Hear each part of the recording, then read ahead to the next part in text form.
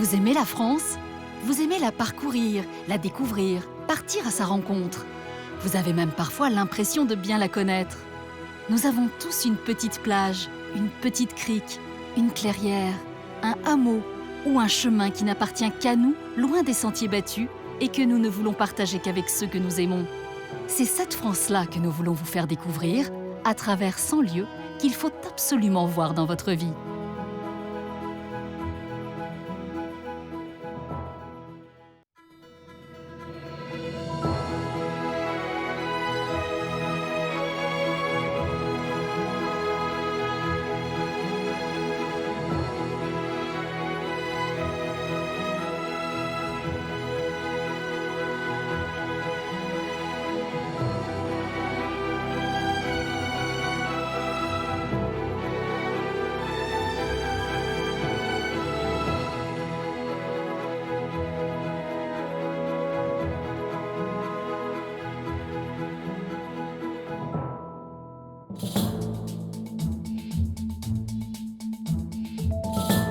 Nichée entre la Loire et le Val-de-Cher, la Sologne est un pays qui offre de multiples trésors insoupçonnés.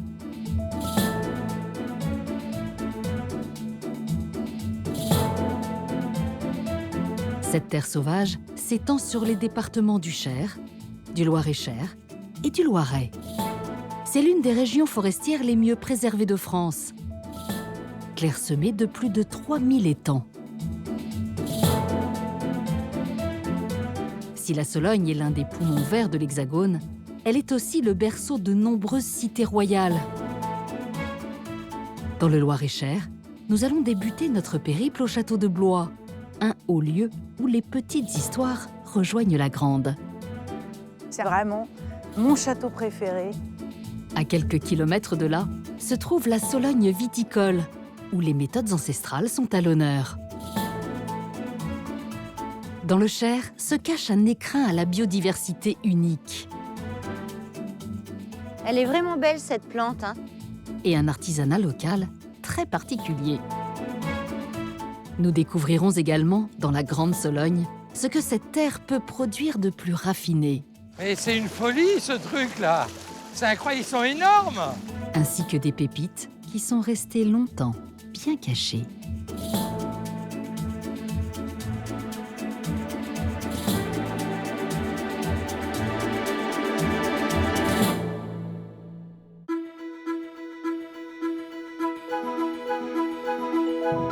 Notre voyage commence dans le Loir-et-Cher.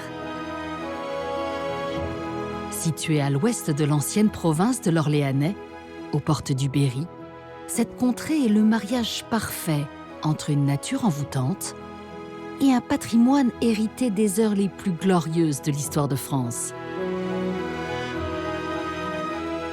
Nathalie est originaire de Blois. Viscéralement attachée à sa terre, elle ne l'a quasiment jamais quittée. Comédienne, elle raffole des histoires et légendes solognotes qu'elle adore transmettre au public. Il y a des territoires comme ça qui ont eu une âme. La Sologne, c'est avant tout la réunion, à la fois des paysages extraordinaires, mais aussi une culture très riche. À tous les coins de rue, il y a plein d'anecdotes, ça fourmille de partout. Puis il y a ce fleuve, la Loire, qui emporte tout, les histoires, les âmes, les cœurs. Dans un premier temps, Nathalie souhaite nous faire partager sa ville natale, l'ancienne cité royale de Blois, qu'elle considère comme le cœur de la Sologne.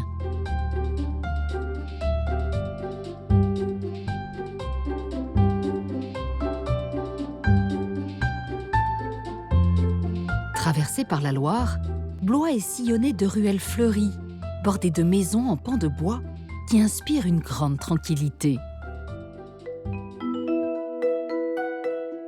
Mais ce qui touche le plus Nathalie dans cette cité, c'est son majestueux château, qui fut la résidence favorite des monarques de la Renaissance.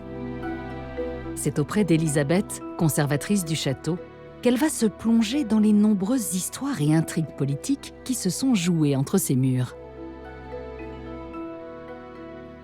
Elisabeth, on se connaît bien. J'ai fait plusieurs spectacles de théâtre ici. On a eu la chance de travailler dans ce château merveilleux qui est vraiment mon château préféré. C'est vrai? Oui. Je suis contente de t'avoir à nouveau dans nos murs. Il a tellement d'époques différentes. Ça ne peut être qu'un terreau fertile pour raconter des choses. Pour le théâtre, c'est formidable parce que c'est un lieu d'histoire. Histoire au pluriel, hein. Donc il s'est passé plein de choses au château. La cour d'honneur du château est sans doute l'une des plus belles curiosités de la Sologne. Ses façades au style si différent témoignent des époques successives qui ont traversé ce monument. Les vestiges de l'aile médiévale, construits en 1214 par les comtes de Blois, sont aussi austères que le château gothique de la fin du XVe siècle adjacent et flamboyant. Mais le clou du spectacle est sans doute cet escalier richement décoré, initié par François Ier, qui a marqué la région de son empreinte. François Ier, c'est le prototype du roi qui effectivement veut montrer sa puissance, son pouvoir, hein. Il est grand, il est beau, sa maman lui a répété toute sa jeunesse qu'il était un vrai César. Donc le gars déjà, il était un peu formaté. Donc il a 20 ans, c'est son premier chantier. Il ne s'agit pas de construire un château luxueux, c'est pas l'idée. L'idée, c'est une sorte de mise en scène. Et l'escalier, c'est vraiment une loge extraordinaire. En tout cas, si François Ier cherchait à impressionner, c'est réussi. On raconte que cet escalier à vis, orné de pilastres, permettait au roi de profiter du spectacle réjouissant de ses courtisans, l'admirant depuis la cour. Il y a un autre personnage qui est vraiment très important pour le château, juste là au-dessus, Gaston d'Orléans. Voilà, c'est Gaston d'Orléans, effectivement. Son buste domine la façade. Donc lui aussi, il avait un ego sans doute un peu démesuré. Mais enfin, c'était la mode à l'époque. Donc ce qui est particulier dans l'histoire de la vie de Gaston d'Orléans, c'est qu'il est le frère du roi et l'héritier du trône en même temps. Puisque Louis XIII, qui était marié à une certaine Anne d'Autriche, eh bien, ils ne vont pas avoir d'enfants pendant 20 ans. Bon. Alors après, on s'est dit, quand l'enfant naît, de qui est-il le fils? Enfin bon, peu importe. Toujours est-il que Gaston d'Orléans, il aimerait bien devenir roi assez vite. Eh bien, il a tendance à comploter. Louis XIII va donc le pousser à construire ce château. Et donc, il commence à construire son projet. Et en 1738, naît l'héritier du trône. Et à ce moment-là, on lui coupe les vivres. Et le malheureux Gaston laisse son bâtiment inachevé. Sans escalier édifié, sans plancher posé, Gaston d'Orléans ne pourra jamais habiter son aile qu'il a tant fantasmée. Il n'accédera jamais au trône et finira ses jours dans l'aile François Ier.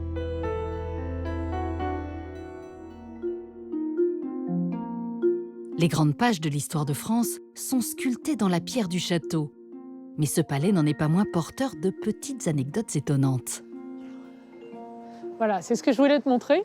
C'est la petite sculpture là, qui est en haut de la fenêtre. Est-ce que tu peux deviner de qui il s'agit? Alors là, vraiment, franchement, je ne vois pas. Qui n'est pas un roi, qui n'est pas un comte, pas tout à fait. C'est Jack Lang. Non. Si. Mais qu'est-ce qu'il fait là? Il a été sculpté là parce que quand il était maire de Blois, il a effectivement permis une restauration très importante du château. Et la tradition veut que les tailleurs de pierre représentent le propriétaire. Donc le propriétaire à ce moment-là, c'était le maire de Blois, puisque le château appartient à la ville. Et donc on reconnaît bien son visage. Bon, après le reste du corps, je laisse à l'appréciation de ceux qui le connaissent mieux. Dans les appartements royaux de l'aile François Ier, peu de mobilier d'origine a survécu aux affres du temps. Le raffinement de chacune des pièces est le résultat d'une restauration minutieuse entamée au XIXe siècle. Nathalie redécouvre toujours avec délectation cette pierre sculptée et les meubles dorés et brodés. Et la pièce qui l'a toujours le plus impressionnée, c'est la chambre du roi Henri III. Ah, c'est splendide. Le château de Blois est quand même drôlement connu aussi pour ses intrigues politiques, ses coups fourrés. Oui, surtout ici. On est là où meurt le duc de Guise le 23 décembre 1588. Alors, le duc de Guise, c'est celui qui veut être roi à la place du roi Henri III, parce que le roi Henri III a pour héritier un protestant, Henri de Navarre. Donc Henri de Guise prend la tête d'un parti catholique et s'attaque à Henri III. Et du coup, Henri III décide ce qu'il appelle lui-même un coup de majesté, c'est-à-dire qu'on va exécuter le duc de Guise. J'imagine qu'on n'assassine pas comme ça un grand de ce monde facilement. Et non, il fait un vrai guet-apens. Il a été prévu de murer le passage direct vers le cabinet du roi où le duc de Guise est convoqué. Et dans le cabinet du roi l'attendent des spadassins qui vont le percer de coups. Le duc de Guise est assez puissant, et donc il va se sauver vers la chambre du roi, et c'est là qu'il tombe, épuisé par ses blessures au pied du lit du roi. Et c'est là, paraît-il, que le roi Henri III dit « il est plus grand mort que vivant ». Voilà, c'est effectivement ce qu'il aurait dit. Ça montre effectivement que le duc de Guise était un personnage imposant, important, et pour Henri III, c'était important de s'imposer. Au château de Blois, Nathalie avait rendez-vous avec la grande histoire et la beauté maîtrisée d'une architecture chargée de symboles. Mais la Sologne affiche aussi un visage plus sauvage, où la nature décomplexée a depuis toujours nourri l'imaginaire des Sologneaux. En flânant dans les forêts du Loir-et-Cher, de drôles d'arbres aux troncs torturés occupent le territoire. On les appelle des trognes. Nathalie a bien l'intention de comprendre comment ces arbres offrent à la vue des promeneurs des formes si étranges. Et c'est au cœur du Loir-et-Cher, en compagnie de Pierre, qu'elle va enfin lever le mystère. Bonjour Pierre. Bonjour. Ça fait longtemps que j'aimerais savoir qu'est-ce que c'est une trogne. Et on m'a dit que dans la région, tu étais la personne idéale pour en parler. Une trogne, c'est un arbre multifonction qui a été créé par l'homme. C'est un arbre qu'on a planté, qu'on a taillé. En général, on lui coupe la tête et puis on le laisse repousser dans différents axes. Là, je m'occupe de celle-là, je lui fais un lifting, je la caresse un petit peu à coups de tronçonneuse, mais bon, c'est des arbres, hein, c'est pas des petits-enfants. Donc voilà, je lui refais une beauté pour qu'il trouve une forme qui nous fasse des châtaignes. Et là, le lifting, il nous produit du bois de chauffage. C'est presque de la sculpture, en fait, c'est marrant. On va l'aider à trouver son épanouissement. On fait des choses discrètes et sensibles pour qu'il repousse et qu'il dure plus longtemps. On voit que la main de l'homme est intervenue à plein d'endroits. Et quel âge a-t-il exactement? Il a 300 ans. Wow. Il a dû naître sous le règne de Louis XIV, donc respect. Tailler une trogne permet une récolte régulière de fruits, de bois, de feuillage, sans avoir à couper le tronc. Les trognes fruitières produisent de la nourriture pour le bétail. Et celles qui ne donnent pas de fruits génèrent un fourrage fait d'écorces riches en éléments minéraux. Ce châtaignier, au centre de toutes les attentions de Pierre, s'inscrit dans une longue tradition forestière solognote qui remonte au XIXe siècle.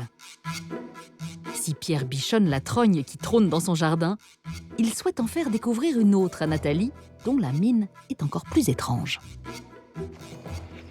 Bon, tu vas voir, la trogne qui est là-bas, elle ne produit plus de châtaignes parce qu'elle a pris un coup de sécheresse, mais c'est une vraie sculpture.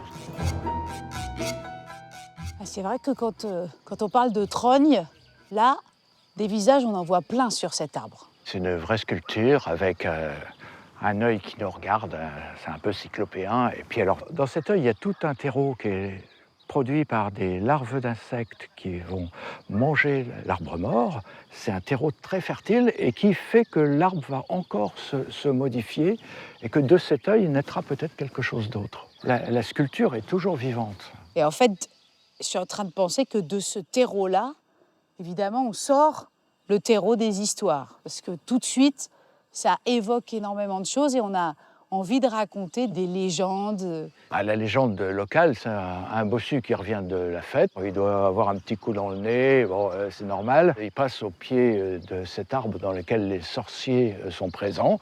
Il chante lundi, mardi, mercredi. Et le gars dit « pourquoi pas jeudi ?» Ah, mais toi, t'es un marrant, on va te faire un cadeau, on va t'enlever ta bosse. Le gars, il rentre au village, content comme tout, et puis il rencontre un autre bossu. Et le bossu, il dit, mais pourquoi t'as plus ta bosse? Ah ben, les sorciers m'ont enlevé ma bosse. Ah ben, j'y vais. Et donc, il arrive, et puis les sorciers, ils chantent lundi, mardi, mercredi, jeudi. Et lui dit, et pourquoi pas vendredi? De quoi tu te mêles? On t'a rien demandé. Eh bien, pour ta peine, on va te coller la bosse de l'autre. Et bien, comme quoi, il ne faut jamais contrarier les sorciers. Mais les sorciers sont susceptibles, c'est ça.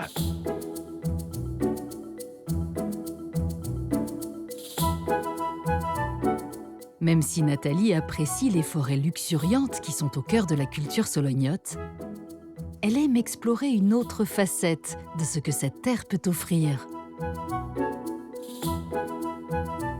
Et c'est à la lisière du Loir-et-Cher, grâce à Isabelle, viticultrice, qu'elle va prendre la mesure de la richesse de ce terroir.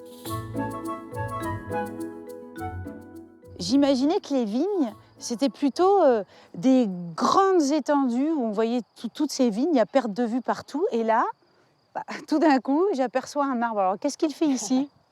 Oui, c'est vrai que c'est assez insolite. C'est un poirier centenaire, figure-toi. C'est aussi ce qui a fait que je me suis attachée à cet endroit. On a des mares, on a des bosquets, on a des haies. Et du coup, ça vit. Et c'est important de pouvoir héberger toute une faune qui, finalement, va nous aider à contrôler naturellement les ravageurs de la vigne. Et je croyais aussi que le sol de la Sologne était plutôt un sol assez pauvre, pas très propice à la culture. C'est un sol qui, effectivement, n'est pas très fertile. On est en Sologne viticole, on a des sols de sable sur argile, donc évidemment, c'est pauvre. Mais sauf qu'en fait, c'est très propice pour des cultures spécialisées où on veut de la concentration du goût, comme les fraises de Sologne, les asperges et la vigne. Donc, on va avoir, tu vois ici, cette terre vraiment sableuse sur le dessus. Ça va permettre de bien drainer l'eau, de stocker la chaleur pendant la journée et de bien faire mûrir les raisins. Donc ça va permettre de concentrer un maximum d'arômes dans les raisins. Ah, ça donne envie de goûter. Il y a quelque chose qui ne m'a pas échappé quand je suis arrivée, c'est la présence des chevaux. Ah oui, viens, je t'emmène voir. Isabelle et Nathalie rejoignent Jean-Pierre, spécialiste du labourage au cheval. Sa complice, une jument qui répond au doux nom de Bambi de la Marnière, Bonjour! attend sagement ses instructions. Dans cette parcelle, on a une vieille vigne, donc on a des vieux cèpes tout tortueux qui courent un peu sur le sol et j'avais peur avec le tracteur de tout arracher. Donc avec le cheval, on peut vraiment faire du sur-mesure. Du coup, Jean-Pierre, c'est un peu le maître en la matière. Et je me suis dit que peut-être on pouvait éviter de se tourner les pouces, que tu allais un petit peu faire du sport. Ça tombe bien, j'en avais besoin. Qu'est-ce que je vais faire, Jean-Pierre, moi? Alors là, nous allons remettre le terrain à plat en mettant un coup de canadien, ça s'appelle un canadien, pour que l'équipe d'Isabelle puisse travailler dans les rangs sans se tendre une cheville. Moi, j'ai plus qu'à m'asseoir sur le canadien, comme sur une luge. Pas du tout. Il faut marcher derrière et sur le terrain meuble. Ça forme bien les chevilles. Ce qu'il faut essayer de faire, c'est de rester au milieu du rang. C'est parti. Ne pas lâcher le guidon. Même s'il est d'entraîne par terre, il ne faut pas lâcher le guidon. Luc! C'est bon, là, je crois que je suis au milieu. Mais j'appuie un petit peu dessus. Voilà. Oh. Alors ça, c'est pas bon. Là, c'est le débutant. Justement, l'inconvénient de cette vigne, c'est qu'elle a des pieds bizarres. Ouais. Donc, ce qu'il faut, en suivant derrière, il faut anticiper avec un œil devant, à gauche et à droite, pour éviter les cèpes qui dépassent. Mais comment tu veux que je regarde à gauche et à droite en même temps? C'est un métier. C'est ça, c'est pas le mien, ça se sent. Et c'est parti. Allez, Bambi. Allez. Ah, pour le coup, maintenant, je suis stressée. Allez. Là, il y a un cèpe qui dépasse. Ouais. Hop. Voilà. T'as vu comme j'ai anticipé? Voilà. Donc c'est facile. Ah, c'est pas mal. Bon, nous allons essayer d'aller au bout. Parce que nous sommes prestataires, nous devons faire un travail correct. De qualité. De qualité. Voilà. Tu m'as dit que je ferais de la gym, Voilà. mais c'est vrai. Comme ça.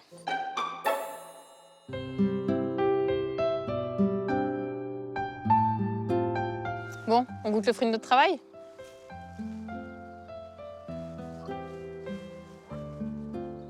Franchement, c'est délicieux. Tu disais qu'il y avait plein d'arômes, mais c'est vrai.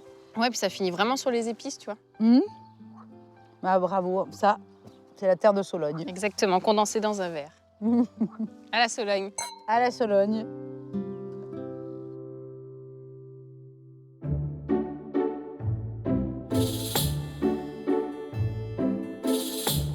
Notre voyage dans les environs de Blois nous mène désormais à quelques encablures au sud, tout près du célèbre château de Chambord, dans le village de Saint-Dié-sur-Loire.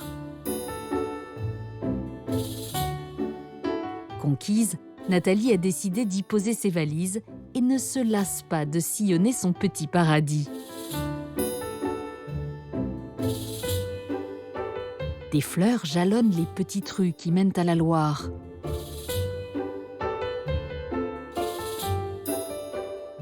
Elle retrouve son voisin et ami Michel, architecte spécialisé dans les monuments historiques.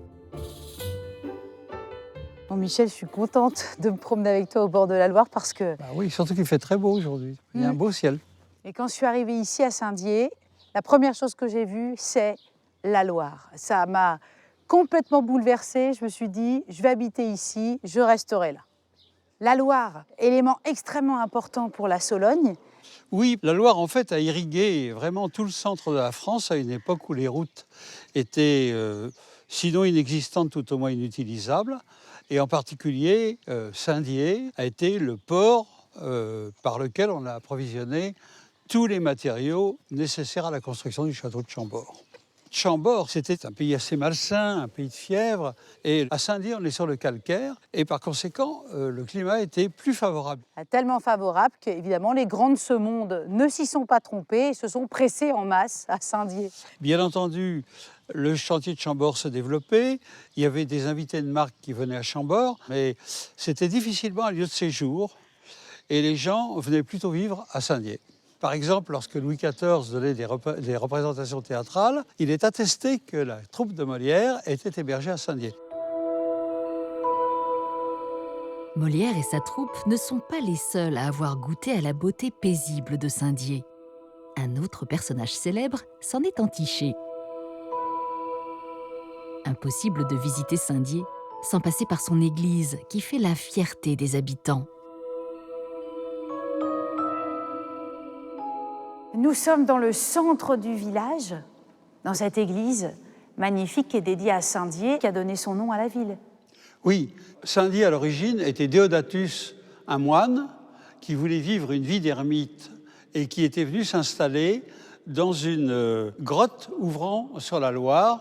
Et alors, ce saint était réputé guérir les maladies des yeux et à sa mort, ses disciples ont transporté son corps dans le chœur de la première église et il a été l'objet d'un pèlerinage important qui s'est développé au cours des siècles. Donc, progressivement, il a fallu reconstruire l'église pour accueillir les pèlerins, pèlerins d'autant plus abondants qu'on est également sur une route qui mène à Saint-Jacques-de-Compostelle, d'où la grandeur de l'église actuelle pour la modicité du village.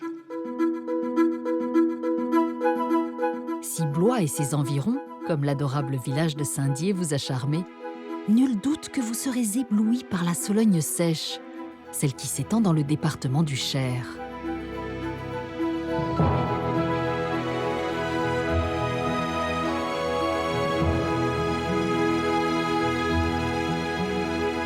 Des futaies à perte de vue, des landes fleuries aux parfums enivrants, des prairies bordées de rivières assouviront les rêves des passionnés de nature.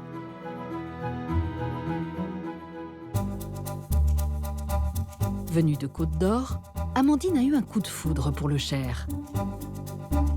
Charmée par la douceur solognote, elle décide de s'y installer durablement.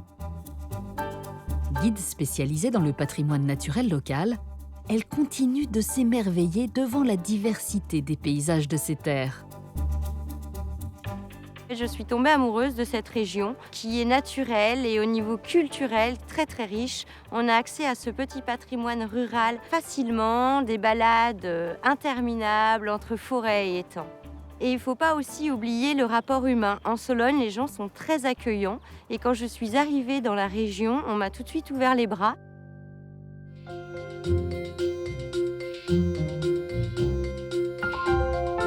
La nature foisonnante du Cher et son écosystème si singulier ont offert à ce pays la possibilité de développer un artisanat raffiné.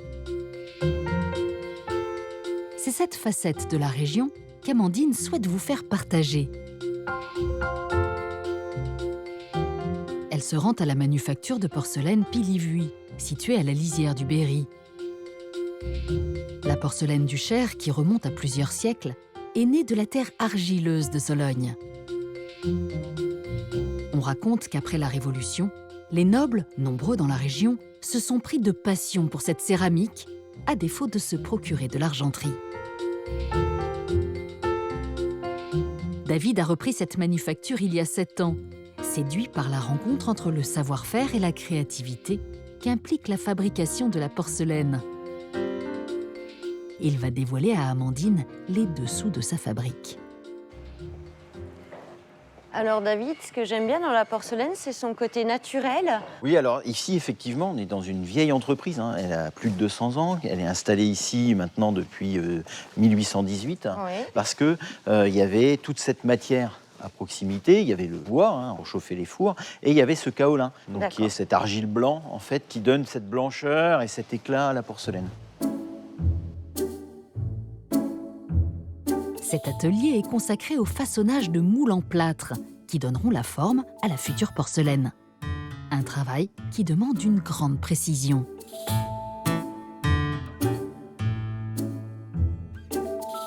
La pâte argileuse est ensuite coulée et une fois séchée, elle est travaillée à la main pour obtenir la forme parfaite. Amandine s'apprête à découvrir une étape étonnante dans le processus, l'émaillage. Alors ça, c'est le bain d'émail, mais c'est quoi l'émail? Alors l'émail, c'est un mélange de différents minéraux, du verre, de l'argile, etc. Donc on vient tremper la pièce. C'est ce qui va vraiment donner la brillance à la porcelaine. D'accord. Et là, Patricia donc, va te montrer un petit peu comment on travaille et quel est ce geste qui est fait depuis maintenant des milliers d'années. Oui, un geste plein d'expérience, bien précis. Alors, est-ce que tu veux tremper? Oui, j'aimerais bien essayer. Donc, ta main droite dans l'émail. Ma main droite dans l'émail. Ta main gauche, tu prends la pièce. Avec la main gauche, je prends la pièce. On prend-la comme ça parce que sans ça, tu sens. Oui. Hop. Alors, comme la pièce a été cuite, elle est poreuse, ça va coller. Oui, on le Ça va sent. faire- Bien que tu mettes ta main bien à plat. Ouais, elle est brute, hein, on le Voilà, sent. Hein. voilà. Ça va faire comme une ventouse. Tu vas sentir D'accord. la pièce aspirer ta main. Vas-y, hop, voilà, ça aspire. Là, Oula. Fais gaffe à ton pantalon et à tes chaussures. Parce que là... Je suis trop dans la vivacité. Ouais. voilà, on y va. Hop, on retourne. Tu l'as mis. Ah, c'est mieux. C'est mieux, hein? Voilà. Ah, une belle pièce réussie. Pour la dernière étape de sa visite, Amandine pénètre dans l'atelier dédié à la décoration. Une phase de la fabrication qui nécessite minutie et délicatesse. Bonjour Pascal. Bonjour. Pascal fait ça depuis 40 ans maintenant. Elle a préparé son petit émail et elle va venir délicatement poser son filet d'émail. C'est une méthode traditionnelle Oui. et comme tu peux le voir, qui demande beaucoup de dextérité et de patience. Parce que tout est fait en une fois. Voilà, un seul trait de Voilà. dessiner d'un coup. Voilà. Bon, bah, si tu veux essayer, c'est avec grand plaisir. Hop, alors là, la première chose, on centre son assiette. Si on ne centre pas, le filet il ne va pas se rejoindre. Donc en tournant, on tape pour recentrer l'assiette. Un petit peu. Ah, c'est pas si facile, hein? Elle y est là. Elle y est, hein? On est pas mal. Alors là, je vais pouvoir commencer le filet. Oui, Je fais une pointe, une belle pointe. voilà. Attention, là. En tournant un petit peu, voilà. Oui, il faut essayer de rester appuyé pareil. Oui. Oh, c'est trop gros. Oh mon Dieu. Bon, je vais arrêter là, Pascal, parce que je crois que c'est de pire en pire.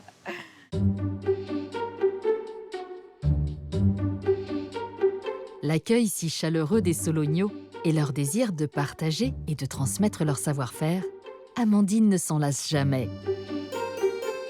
Elle est aussi toujours avide de dénicher des pépites patrimoniales locales méconnues. Elle tient à vous faire partager sa découverte de l'imposant château qui se dresse dans le village de la Chapelle d'Angilon et qui longe la jolie rivière de la Petite Saudre. C'est le châtelain des lieux, Jean, qui va lui dévoiler les petits secrets de cette bâtisse impressionnante qu'il connaît sur le bout des doigts.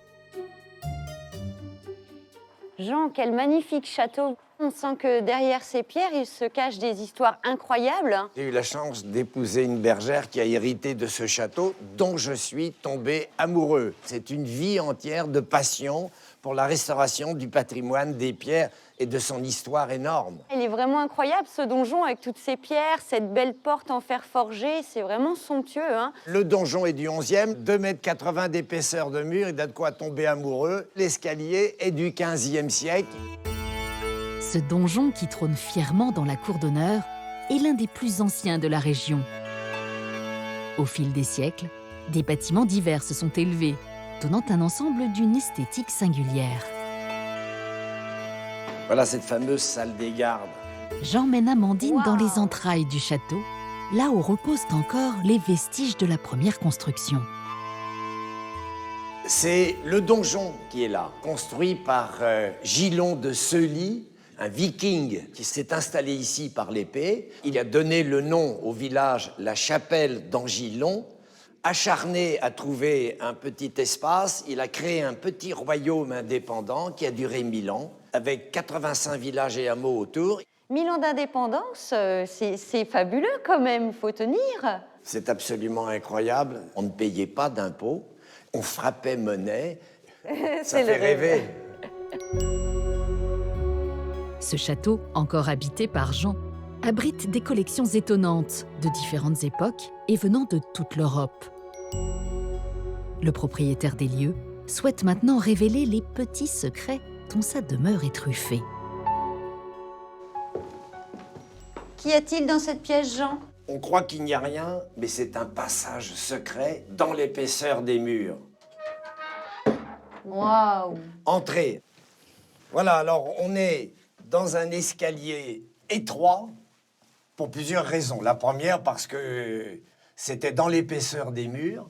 La deuxième, c'est qu'au niveau de la défense, à l'époque, contre les envahisseurs, il fallait évidemment avoir un combat restreint, un par un, ce qui retardait l'invasion. D'accord, donc on comprend mieux comment ils ont réussi à tenir 10 siècles d'indépendance. Finalement. Absolument. Jean et Amandine continuent de dérouler le temps au fil des pièces et des différents espaces de la bâtisse. Quittons l'époque médiévale pour bondir de quelques siècles et atterrir dans la galerie extérieure. Cette galerie est Renaissance italienne avec un sculpteur florentin. Elle est unique en France, il n'y en a pas d'autres. Il faut aller en Italie pour en trouver, parce que les colonnes sont à double galbe, à double redondance. Ce sont donc des colonnes très féminines. Et alors, sous cette galerie, on jouait au jeu de paume. C'est vrai, ça s'y prête très très bien. La galerie est tout en longueur. C'était l'époque de la grande courtoisie. C'est ça qui est amusant. Quand on envoyait la balle, on prévenait le coéquipier. Et on disait, tenez, tenez. Les Anglais qui passaient par là sont repartis en Angleterre en prononçant T-E-N-E-Z à l'anglaise, tennis. D'accord. Et c'est l'origine du tennis. Extraordinaire, fascinant. Voilà. Et alors du coup, quand on jouait au jeu de paume et que l'on gagnait, on avançait de 15 pieds. Et puis si on gagnait encore, de nouveau 15 pieds, et enfin de 10 pieds. Cela a donné par les Anglais le 15, 30, 40. Les règles du tennis d'aujourd'hui. Voilà, absolument.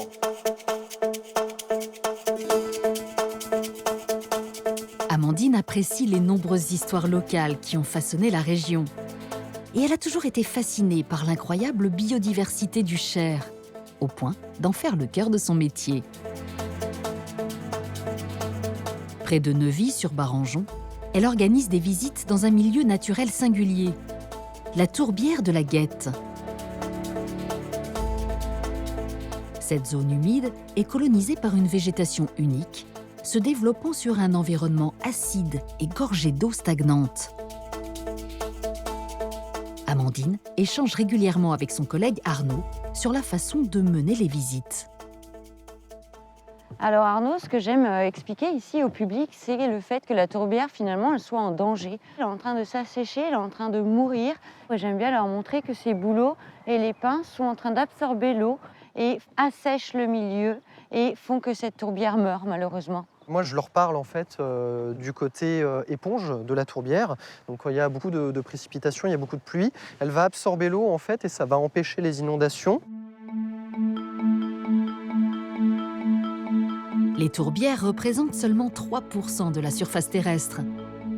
Mais elles captent à elles seules un tiers du dioxyde de carbone. La tourbière est donc un élément indispensable pour la lutte contre le réchauffement climatique.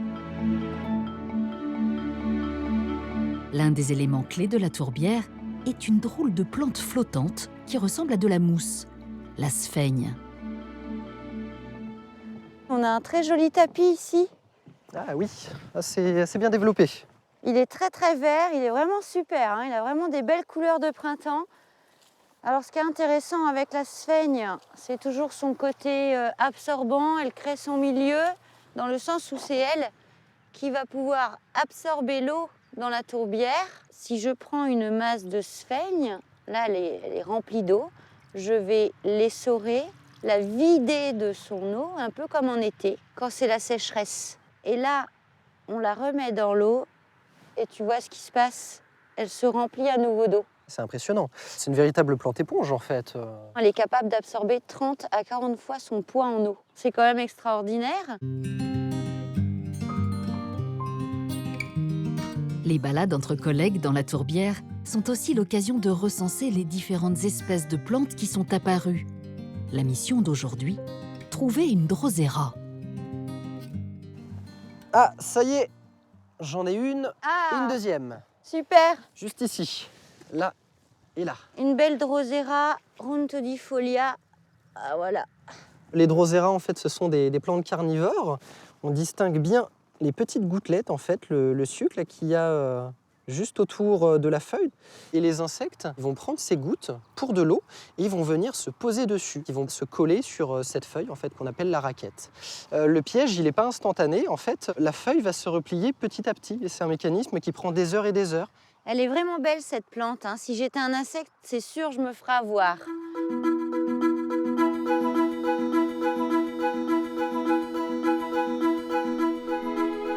Quittons le Cher et son artisanat pour poursuivre notre odyssée dans la Grande Sologne.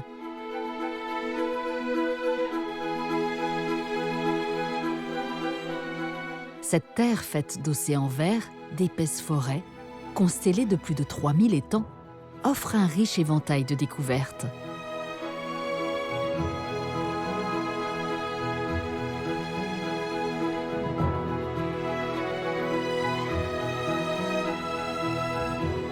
C'est avec Jean-Claude que le périple continue à travers les étangs de Sologne et ses autres richesses. Sologno depuis plusieurs générations et conteur, il s'est toujours inspiré de la nature qui l'entoure. Pour moi, la Sologne, c'est l'endroit où je suis né, les bords du Cosson et puis surtout les promenades en forêt avec mon grand-père. Quand on partait l'été, les sous-bois, et quand on débouche sur un étang, là, on aperçoit des brumes, des branches qui sortent à un univers mystérieux. Une des curiosités qui a toujours intrigué Jean-Claude, c'est une exploitation piscicole où l'on élève des esturgeons en étang.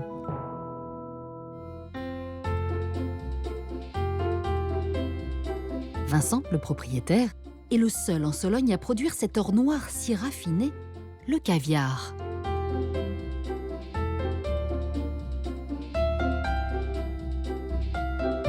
Et c'est dans un cadre idyllique qu'il reçoit Jean-Claude.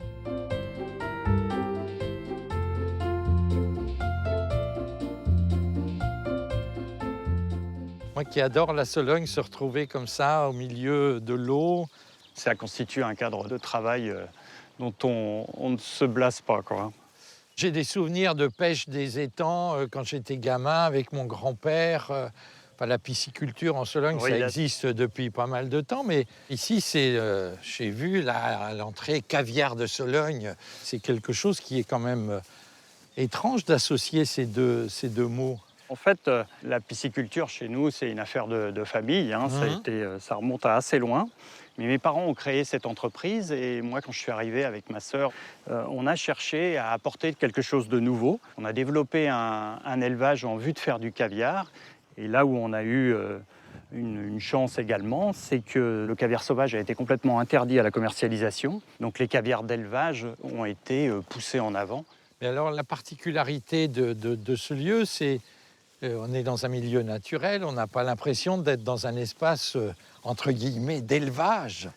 Oui, parce que là, on est sur un système d'élevage qui découle des étangs. Ici, il n'y a pas de béton, hein, c'est donc le sol naturel, il se recrée un écosystème. On a une faible densité de poissons. Sur tout le cycle d'élevage, on n'utilise pas de médicaments. On est dans des conditions qui se rapprochent de ce qu'il y a dans la nature. Mais par contre, moi, j'ai quand même une interrogation supplémentaire, c'est je ne sais pas combien il y en a par mètre cube, là. On ne les voit pas, les esturgeons. Ils auraient pu venir nous saluer. Ils sont où? Je suis d'accord avec toi, c'est assez frustrant, mais Je te propose de nous accompagner pour une petite manip. Je pense que là, tu vas aller voir de près. D'accord.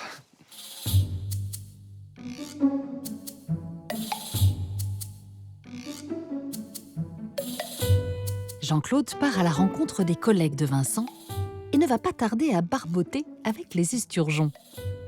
Bah Jean-Claude, on y va, on va prendre le filet. On va faire notre part de travail. Descend. Ah, il faut descendre là. On descend dans l'eau. Et tu feras attention de ne pas marcher sur le filet avec tes pieds.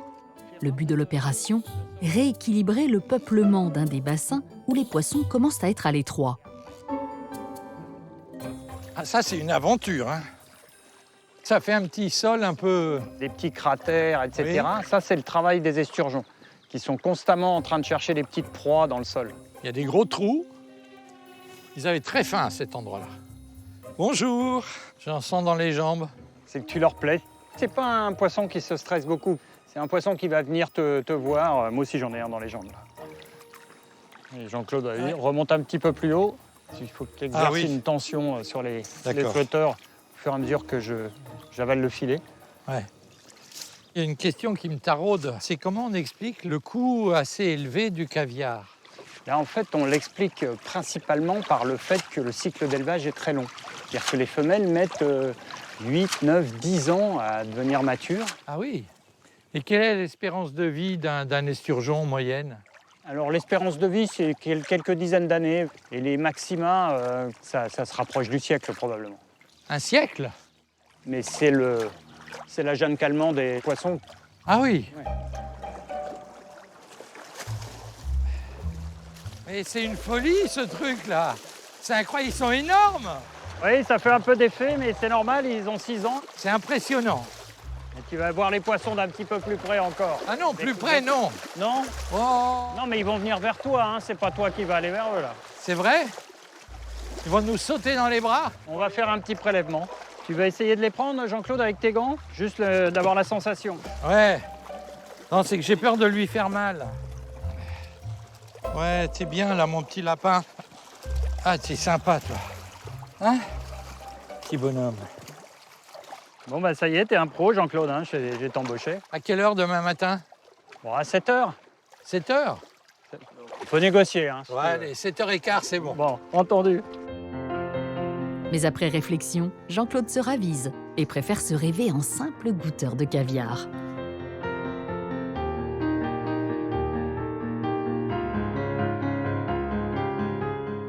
Bon, Jean-Claude, tu es prêt à déguster le caviar? Ah oui, puis... Enfin, je pense que je l'ai un petit peu mérité parce qu'il y a eu quelques épreuves préalables. Excellent comportement à la pêche. Voilà. Merci.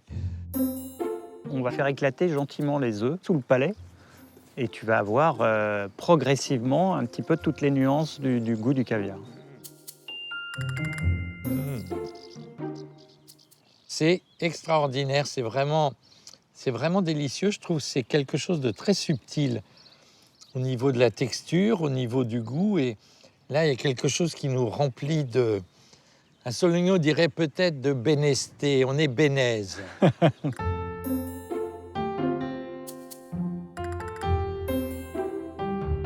La Sologne abrite pléthore de perles méconnues.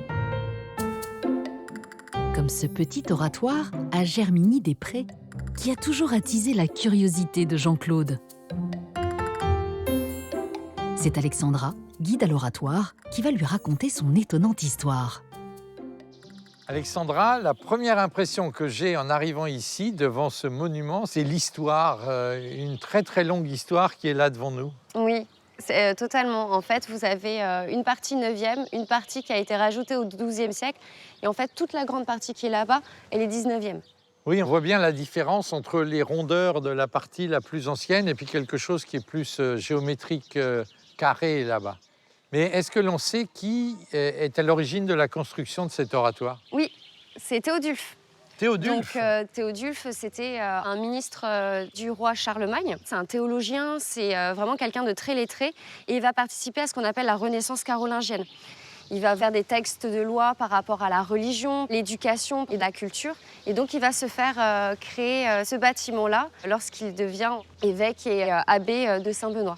D'accord, une petite chapelle privée. Personnelle. Personnelle. Bravo Théodulphe. Oui. Cette église, l'une des plus anciennes de France, est dotée de vitraux tout à fait atypiques. Faits d'albâtre, ils sont suffisamment opaques pour préserver l'intimité de la prière, tout en laissant passer la lumière. Mais le plus singulier se trouve à l'intérieur. Au bout de la nef, surplombée de voûtes qui insufflent une impression de grandeur, se trouve une mosaïque flamboyante datant de la construction de l'oratoire au IXe siècle. Et ça représente quoi en fait? Alors, ça représente un thème complètement inédit. On appelle ça l'Arche d'Alliance. C'est un coffre où on aurait mis les tables de la loi. On a les 2 petits chérubins dorés dessus. Et il y a 2 archanges.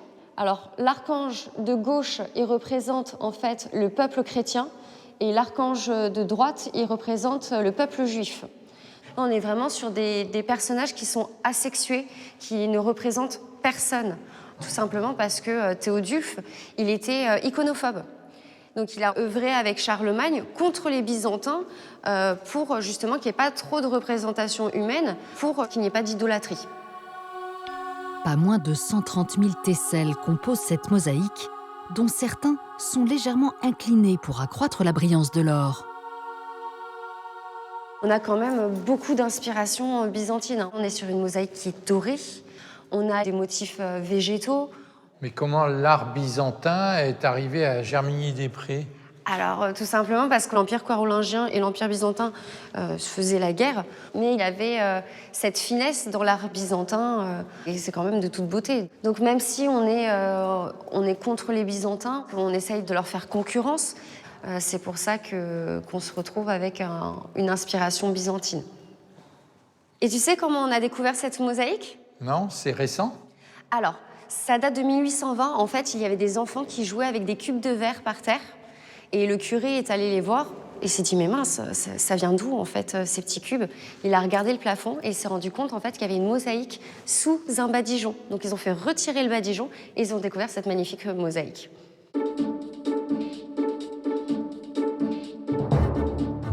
Si la mosaïque de l'oratoire de Germigny est apparue au monde grâce à des enfants jouant avec les tesselles, il est fort à parier que ces bambins solognots ont aussi profité d'une autre spécialité locale et gourmande, la tarte tatin.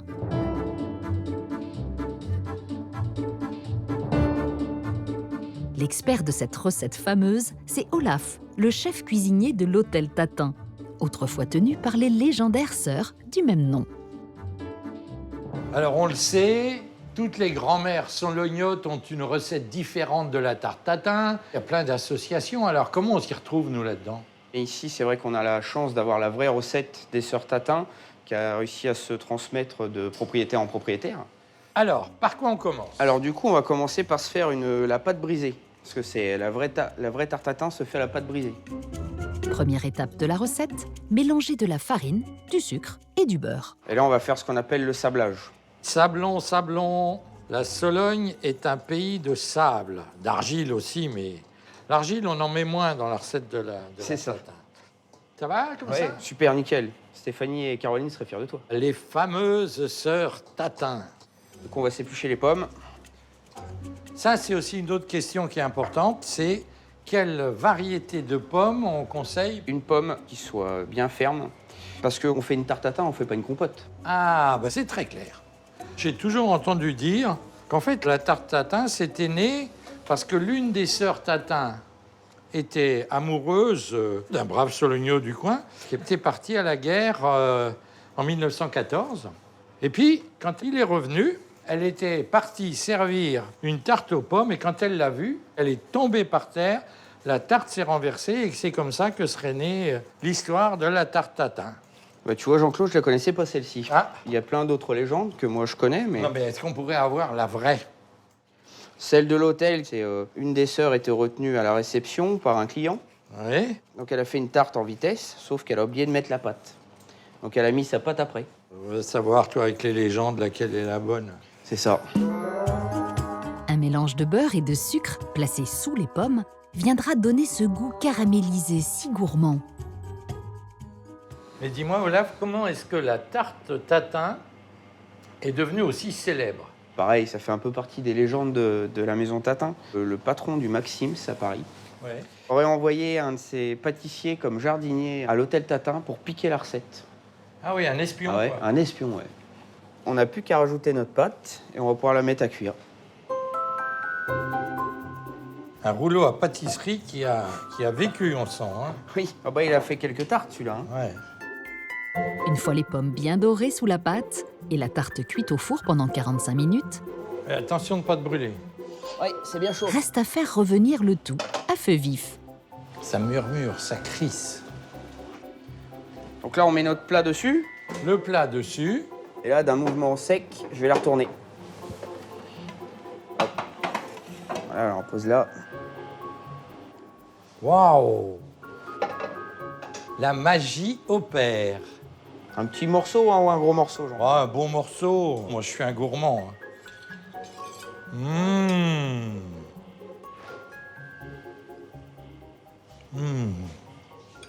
C'est très, très bon. Et cette bouchée, c'est à la gloire des sœurs Tatin.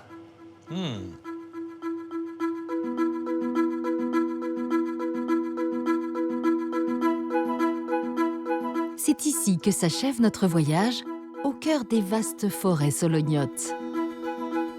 Au-delà de cette nature brute et généreuse, il y a ses habitants, dont l'accueil, la douceur et la chaleur n'ont d'égal que la beauté de leur territoire.